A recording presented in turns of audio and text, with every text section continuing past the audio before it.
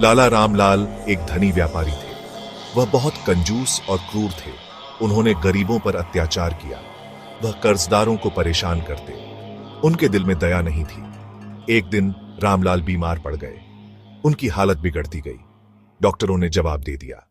आखिरकार रामलाल का देहांत हो गया।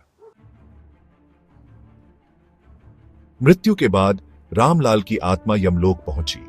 वहां यमराज बैठे थे। उनके पास चित्रगुप्त भी थे। चित्रगुप्त ने रामलाल के कर्मों का लेखा जोखा पढ़ा।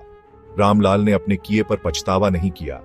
उन्होंने कहा, मैंने जो किया सही किया। यमराज ने कहा, तुम्हें तुम्हारे कर्मों का फल मिलेगा।